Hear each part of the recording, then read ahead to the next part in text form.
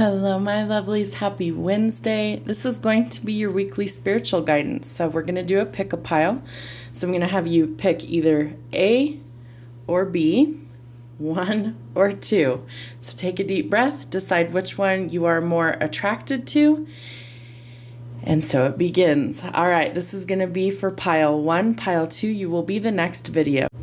All right, pile 1, let's see what our focus is. Eclipse in Pisces. 36, free will. It's time to serve your higher purpose.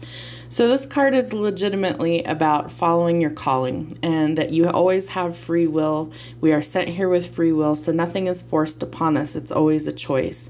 So I almost get the sense that you need to be like a little minnow and that you just need to kind of swim freely in the direction that you feel called to be.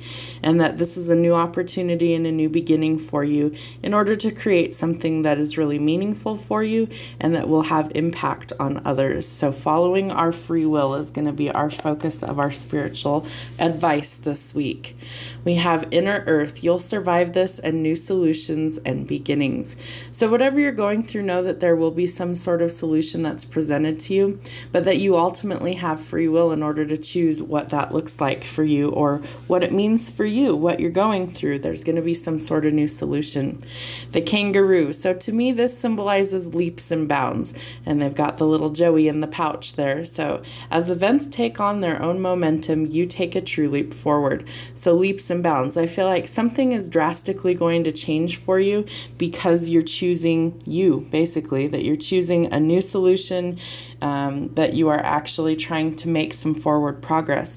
While we are in all these retrogrades from now until the end of the year, off and on, different planets, different alignments, know that you're going to feel like you are facing a lot of setbacks, a lot of challenges. They are for your highest good. The reason why these things are in retrograde right now is it gives us an opportunity to evaluate whether these things work for us or whether they don't. And we have a choice to make with each one. So whether it's shadow work that you're working on, whether you're changing careers, whether you're trying to go forward in a love relationship, whatever it is that you are currently dealing with, you're about to make a giant leap forward. So get excited because things are starting to move. I am fulfilled by love. So if you don't feel fulfilled by love, I feel like that's where you could also be making a giant leap in your love life this month. I feel like after retrograde ends on Friday the 15th, I should say Mercury retrograde ends Friday the 15th, that things may start to actually go forward for you again. And I think that whatever the area is that needs some forward progress, that those things start to finally gain some momentum again. So keep your composure. Don't let things get you down. Don't let things kind of overwhelm you. And that can be really difficult sometimes. Maybe you need to sit there and, meditate for a few minutes. Maybe you need to just kind of gain your composure if people ruffle your feathers. If there's major issues, major hiccups, don't let it win. Keep your composure. It's going to be important. All right, Master Jesus, forgiveness. You are on the path of light, love, and forgiveness, and father healing is possible at this time. A lot of us have father wounds, meaning that maybe we were abandoned by a parent. Maybe it was something that stemmed from early childhood, and this is a wound that can be healed. So part of that is just forgiveness. Maybe they didn't know how to be a parent. Maybe they didn't know how to actually care for somebody else. Maybe they weren't given that love and compassion as a child. When you start to see people's wounds as think of them as small children. We let little kids make mistake after mistake. Why? Because they're innocent. They don't know any better most of the time, and they're learning, right? So look at other people with that set of eyes, that set of lenses to see the world through us. They don't know any better sometimes. If they do know better and this is a repeated mistake, that's a totally different scenario. But sometimes we have to go to the root of the problem and we have to see where is this coming from and give them some love and compassion. The biggest thing is forgiveness. That is a gift that you give yourself. You don't want to carry that poison with you and expect it to hurt the other person. That's not how it's going to work.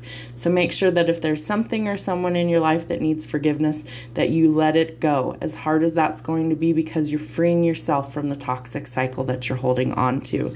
So give yourself some freedom. Well, apparently all my cards want to fall out now, so that's awesome. So we're going to start there. So, something that you need to make it amazing. Have a spectacular day. There is some sort of wish fulfillment coming in, so I feel like that might also make things amazing for you. And Om Sweet Om. Have a meditation staycation. So, I do feel like you could really need to kind of find your zen or find your peace this week, and that might be something that you're struggling with. So remember that we have the composure card telling us that we're going to need to keep our composure. So maybe meditation will help you to do that, to help you to be able to let go. And in the silence, we do definitely heal. So maybe you need some time alone. Maybe you just have a lot on your plate right now that you're working through.